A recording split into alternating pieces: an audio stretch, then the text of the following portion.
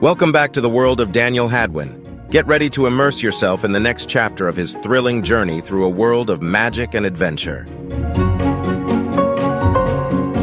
Chapter 4. Hadwyn sat, slumping in his school chair, his thoughts scattered. In his mind, the young chap ran through a list of possible gifts he could get for his mother. There was something from Capelli's store that might be useful to his mom. It was a porcelain cat figurine. It had ginger coat and a grinning face with a long upright tail. Casimir had always been attracted to cute little trinkets. Hadwyn had often been asked to look for misplaced rings by Casimir. He had seen such a figurine before that was used as ring holder with the long tail. A perfect gift for Mom, he thought. Then his mind drifted, thinking about animal tails. He smiled at the thought of the tingling sensation he felt when he was with the dragon. Hadwyn was very sure the dragon's tail moved, although he didn't have a plausible explanation for it. What Ariel said about the years she waited for the owner to claim it was mind-boggling. Could Ariel have it all wrong, or had she missed the rightful owner? Mulled the boy. "Dan, what have I said about air molecules?" Mr. Major, a science teacher in Hadwyn's class, snapped his finger, pointing at him animatedly. The boy focused his eyes on Mr. Major's fingers, and when their eyes met, he blushed and said, Air has mass, and therefore weight?" "Thank you, Hadwyn. I'm surprised that you heard me, for you seem to be anywhere but in this room, and unlike Chester here, he seemed to be here but not paying any attention to what I have just taught." The boy smiled, feeling silly, for he was worried for a moment that he would be in trouble. It was already the last day of the school term, and Hadwyn decided that he would drop by Capelli Antiques to visit his bronze friend before going home from school.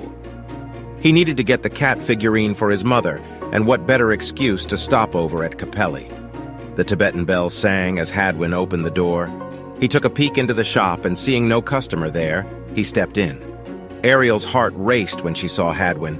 She had been thinking about what she could say or do when she encountered him next. And there he was, in front of her. She froze for a moment and opened her mouth, but found her thoughts empty of words. Damn. It would have been great if that mute bird could say a little more, giving me at least some clue over what to do with Hadwyn. Once again the bell rang, and in came a towering figure. The boy turned around and saw a broad and tall man, a bloke with fiery-looking eyes. He had a chiseled face with a strong jawline. What a scary-looking mammoth, Hadwyn thought. And then he decided to stand aside for the man to pass. He saw the ginger cat that he had intended to get for his mom and inspected it as though that was the first time he had seen the cat. Ariel's felt weak at her knees. What inopportune timing, she said softly to herself. "Good evening, Moritz. Here for your ardent inspection again? Oh, do spare me the load of congeniality which you are going to dispense. You know why I'm here." "Well, if congeniality is what you shun most, I believe you know where the door is." Moritz slammed his massive hand on an antique table. Hadwyn flinched. "Don't trifle with me, you stupid old woman. Adad-Nero believes that you have what he wants, and you can spare me a lot of trouble by just giving me what Adad-Nero is looking for." "Stop it, you fool," Ariel said, appearing as composed as she could. "I have a business to run, and you're scaring my customers away. How would I maintain a front as an antique store to receive what Adad-Nero is looking for?" Moritz, being aware of the boy's presence, moved toward him. "Hey, you, get out of here!" Ariel went in front of Hadwyn and held up her hand against Moritz. "This is my shop, and if you want my cooperation, you must leave the running of this store to my discretion." Then, turning to the boy, Ariel said gently, "I'm sorry, Daniel, I need to close my shop for a little while. Do come back another time. I've some important matter to attend to, as you can see." Hadwyn swallowed hard the saliva in his mouth before he spoke. He could not even control the blinking in his eyes when he looked at Ariel. "I've enough money for this little cat here," the boy said with trembling in his voice. "It's my mom's birthday today." "I'm sorry, it's not convenient now." The old woman hesitated. "My cash register machine is acting up again. You have to come back another time to get it all right." Ariel hurried the boy to leave. Just as the boy obediently headed for the door, Ariel said, "Wait just a bit, Dan. I have something which you have been looking for." Ariel ran to the back of the room and came out with a rose-scented box made of wood and handed it over to Hadwyn. "This is a small little gift for you, a Thanksgiving gift. Please open it only when you're back home." Hadwyn looked lost and said, Thank you, Ariel. You don't have to." Ariel winked and hurried the boy out of the store. The boy felt a strange tingling again on his right limb. "Wait just a minute!" Morich's voice boomed, and he, with his massive hand, grabbed the gift box which Hadwyn took. Ariel reached out to snatch the box from Morich, but he lifted it up high, out of Ariel's reach. "Please, it is just a little gift for my young friend, as you can see. He often comes to assist me with my store, and this is just a little token of my appreciation." Morich stared at Ariel, unsure if he ought to believe her, and then he looked at the box with much suspicion. "I can assure you that what is wrapped in the box is one of the many little trinkets which is not of value to a Daniel. When what he is looking for arrives, I will personally bring it to your place." Hadwyn felt the tension building up between the stranger and Ariel. He looked pale and was not sure what he should do. "Look, it is nothing, and you are unnecessarily scaring this poor chap here." Morich carefully inspected the box and then peeled the lid off the box. There was a small little scroll which looked like a piece of aluminium foil, but the scroll was a little firmer and a lot more crease-resistant as compared to the ordinary foil. Unfolded, he could see his face in it. His lips parted and he laughed when he saw a reflection of the gaping hole in his teeth. Below the scroll there was a thin sheet of paper parchment rolled up neatly and sitting snugly above an object, hiding it in the box. Ariel swallowed the lump in her throat as she stared at Morich, who was about to lift up the parchment. Then Morich looked at the boy, and upon seeing his right hand, his face softened, and then he smiled. He pushed the mirror back into the box, closed the lid, and handed it over to Hadwyn. Laughing as he did, he said, "Go on, get out, before your gifts end up in smoke." The boy trembled when he took the gift from Morich's hand. Ding-a-ding-ding, the door opened and the boy hurried out of the store without realizing that he was holding on to something very peculiar. Thank you for listening to this chapter of The Mirror of Limbo. Be sure to check out the next chapter to continue the adventure.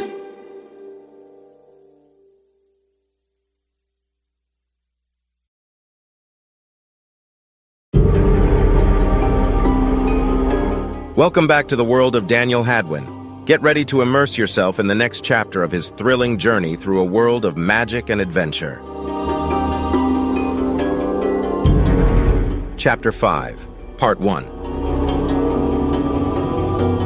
Hadwyn walked as fast as he could, heading home.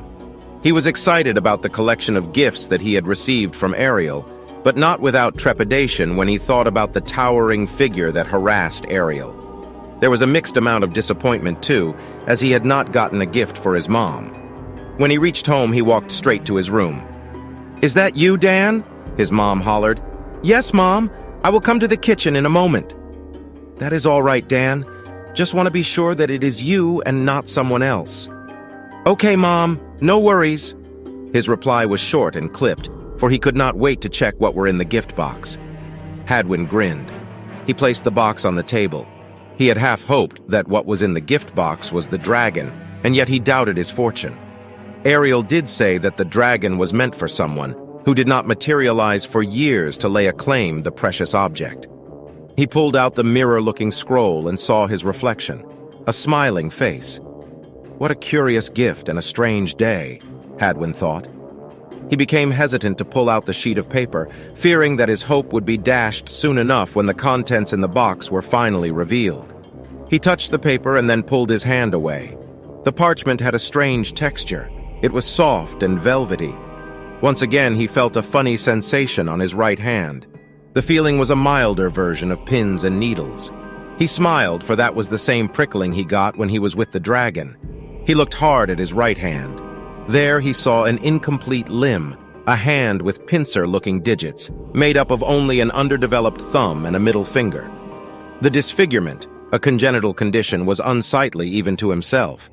He sometimes felt that he could not fault the bullies in his school who picked on him, making his hand the butt of their cruel teasing. That hand had always been the source of his pain. It had been called the crab arm, or the pincer limber. He wondered if Morich took pity on him and let him off with the gift on account of that hand. Hadwyn shrugged and felt that he had given his anticipation a good breathing space and decided to pull out the sheet of paper from the box. He unrolled the creamy, off-white-looking paper and saw at the lower right corner a blue fish. It looked like a cross between a rockfish and a puffer. The electric blue was bright and shimmering, and it appeared as though the fish was alive. Hadwyn wondered if the color blindness he had, a blue-green deficiency, had played up again. His visual color disability made any luminous colored object stand out like some 3D figure. However, this time the object seemingly moved within its position, as though wiggling. Hadwyn's heart leaped when he saw the bronze dragon in the box. Distracted, he forgot about the strange-looking blue fish that seemed to be alive. Had Ariel changed her mind about waiting for the owner of the dragon? Hadwyn thought. Overwhelmed, he found warm tears in his eyes. What shall I say to Mama about the gift? A gift not for her, but myself. What a selfish boy am I. Hadwyn became angry with himself. Knock, knock. Hadwyn jumped. Casimir stood in the doorway, smiling when their gaze locked. Dan, I thought your school let you guys off early today. Mom, I've got something to show you, Hadwyn said. Dinner's ready, his mom said kindly. Come, let's us have a quick twin celebration before I leave for an assignment with my friend. Casimir saw the boy was holding on to something and he seemed hesitant. Okay, Hadwyn said. And what was it that you wanted to show me? Casimir saw the box, the mirror-looking scroll, and the piece of paper on the table. It is just that, the boy hesitated. I went to Capelli, but that is not important. I can show you later. You bought something from Ariel for me? Said Casimir in jest. No, Mom, Hadwyn said and drew in a deep breath. Well, Ariel said that I could have them for a Thanksgiving gift. Have what?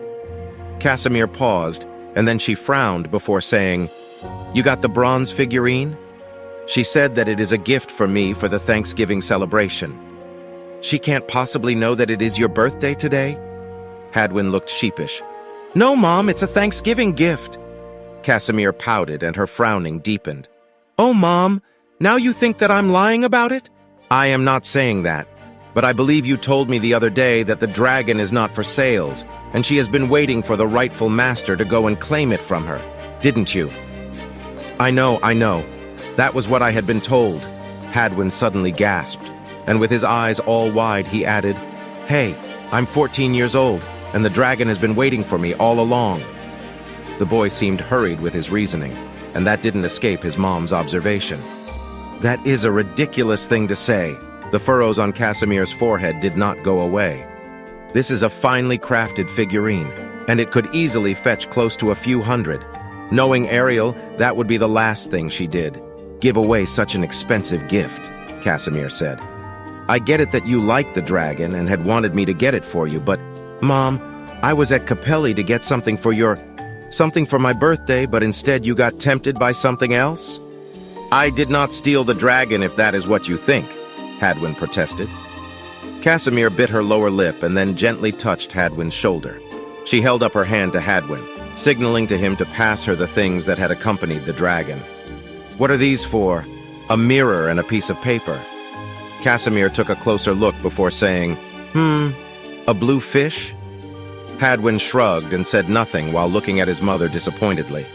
He was remorseful for not being able to get the little cat as he had planned earlier. When Casimir held up the paper with her right hand whilst gripping the mirror in her left, the blue fish swam around the paper as though the paper was some form of medium that the fish could swim in. As Casimir's and Hadwyn's gaze were fixed on the fish, words started to appear on the paper. Ego principio tibi pulvis transformare salutis per unius elementi. What is happening? Hadwyn said. Thank you for listening to this chapter of the Mirror of Limbo. Be sure to check out the next chapter to continue the adventure.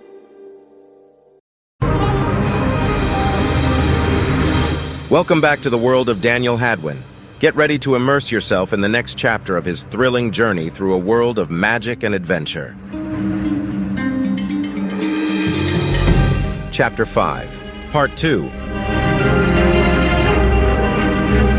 Before Casimir could say anything else, a transformation took place. Starting from her head, a misty and opaque cloud appeared. engulfing her whole body, and at the same time transforming her into wispy, inky, silver-colored smoke, the shade that was identical to that of the mirror she was holding. The scroll of mirror and the sheet of paper soon descended gradually to the floor, and Hadwyn could see the reflection of the particulate in the mirror. It was as though the smoke had moved and settled as part of the mirror. Hadwyn panicked and cried out, "No, no, no, no, I'm not dreaming. Wake up. Come on, Daniel, wake up." He looked at the piece of paper that had landed on the floor and saw the same blue fish staring at him. Slapping himself on the face, the boy shouted again, "Wake up, Dan! Wake up!" "You are not dreaming, Daniel. What you saw is real," came a voice, tiny but discernible. "Oh my gosh, a fish on a piece of paper telling me that I'm not dreaming. If I'm not dreaming, then I'm going crazy." "You are not crazy," said the fish in its small voice. Hadwyn cast a cold, hard stare at the fish, and then grabbing the paper, he shouted, "What have you done to my mother? I saw the strange-looking words on the paper before she disappeared. Tell me or I shall tear you in two." The blue fish trembled. Her eyes grew and almost popped out when she heard what Hadwyn had just said. "Your mom! Please don't be so angry." Hadwyn tore the paper, and the fish shifted away from the torn edge just in time before its body along with the paper was rent into two. "Wait!" the fish pleaded. "Where is my mother?" Hadwyn said, and tore a segment of the paper where the fish was, and the fish once again narrowly escaped from being torn with the paper. "Ariel asked me to send her to a safe place." "What place?" "A place safe for your mom." "Why would you do that?" Hadwyn said. "Remember what Ariel said about the dragon?" "I don't care what Ariel said. Just get my mom back here. Whether it is a dream or not, or what Ariel had said, I want my mother back, or I shall burn you." "Anata wa watashi ni yakusoku shita yujindesu ka?" the fish in a fit of fear exclaimed in her native language, swimming frantically within the confines of the torn paper. "What have you just said?" Hadwyn shouted. "If you destroy me, then you will never know how to get your mother back," the fish said with her tiny voice, trembling and fearful. Hadwyn took a good look at the fish who occupied the entire space of the paper. He quickly ripped the paper, thinking that he will get the fish since there was no room for it to maneuver. To his surprise, the fish shrunk to half its original size and avoided a rip through its body. "Please don't destroy me. I cannot bring your mother back, but Ariel knows how to do it," came a voice that was high in pitch but soft. Hadwyn went to the kitchen to fetch a metal bowl. He placed the paper into the bowl and struck a match, all ready to ignite the paper. "Now! You get my mother back or I will burn you to ashes." "No, Daniel, the spell was from Ariel. I can't get your mom back, only she could do it. I'm only the messenger delivering a spell. Please don't burn me. You will need me someday." Hadwyn gazed at the fish in disbelief. "I'm still dreaming, and if I destroy you, I know for sure that I will wake up from my nightmare." "No, please, no, don't burn me," the fish cried. Its bulging eyes shimmered as she pleaded for her life. "You'll never know how to get your mom if I no longer exist." "I'm dreaming, Mom! Help!" Hadwyn retorted. "Your mother is sent to somewhere safe," came the small voice again. "Safe? What do you mean?" "Your family member is in danger the moment you are known to be the chosen successor to the great mage." "Successor? A mage?" the baffled boy shouted. "What nonsense have you just babbled?" "The mage, the greatest wizard known in his time." "What has my mother got to do with a mage?" "That's the reason why Ariel thought that she could protect your mother while you find your way to an incredible power that awaits you." "This dream is getting weirder," Hadwyn whispered. "Mom, please, please wake me up, wake me up." Thank you for listening to this chapter of the Mirror of Limbo. Be sure to check out the next chapter to continue the adventure.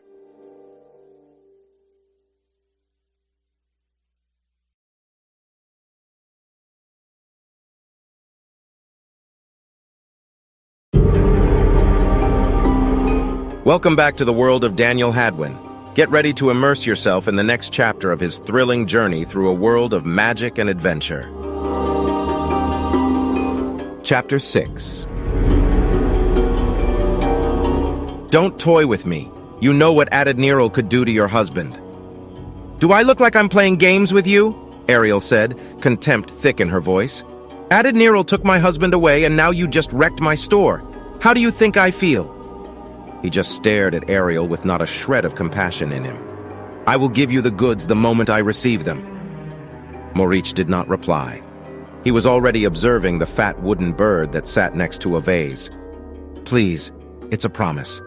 I'll get you what your master wants so that I can have my husband back. Her sincere pleading fell on deaf ears.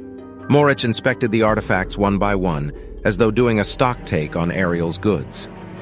You know, I can see the movement of things in the shop, and what strikes me are that some objects never seem to be sold.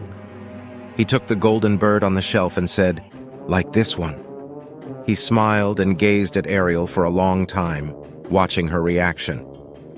It's been sitting here for the longest time. Ariel shrugged and said, there are a lot of things that don't fly off the shelf. Maybe it does not catch the fancy of anyone who visited the store. In fact, I would say that the one you're holding looks ugly for a bird. It will take a particular customer to single out such an odd item indeed. Maurice scoffed. That seems strange that you are selling something which is difficult to sell. Ariel shrugged again. Like this emerald vase.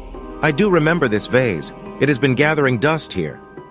Well, it does not take a rocket scientist to deduce that some goods just don't sell in a retail shop and some eventually do, but slow, she said, ignoring Maurice's hint that he was closing in on something.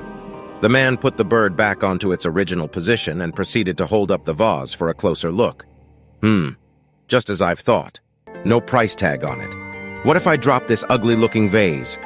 Ariel snatched the vase back from Maurice and said, Are you an imbecile? If that were meant for your Adadniral, would you break it before giving it to him? Use that tiny brain of yours, please. Maurice laughed. It is you who did not get it, and don't you ever shout at me. I'll break whatever I like, and you will not stop me. You hear me. Then taking the bird from the shelf, Maurice threw it onto the ground, smashing it hard. The beak broke and flew underneath the door of the main entrance.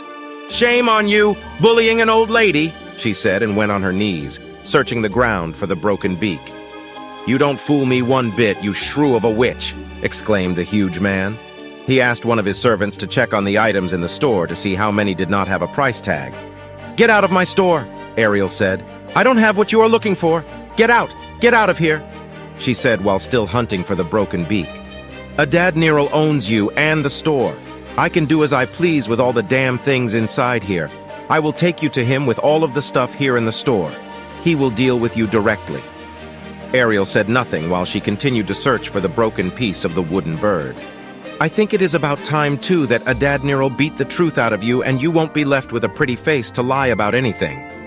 Ariel found the beak and then glued it back to the bird, ignoring the threats Maurice uttered. I'll be damned. The man gazed at the bird which Ariel was working on. Now I remember, this bird overlooked a dragon, and the dragon sat on top of a box. He rubbed his chin and then added, Yeah, the very same box which you gave to that boy.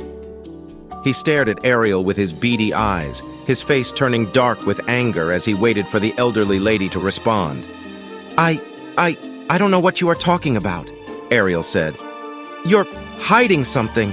Now you better tell me where the boy is, or Adadniral will not be kind to you or your husband. Donata gratis ai veretir vortitido me anider elimquas mi collent memoriam nilla velipsin.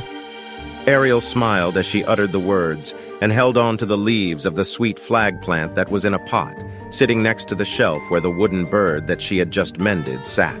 Maurice gnashed his teeth. No, you cannot do that! You stupid old woman! He shouted. However, there was nothing much he could do. All he saw was a frightened stare of an old lady. Thank you for listening to this chapter of The Mirror of Limbo. Be sure to check out the next chapter to continue the adventure.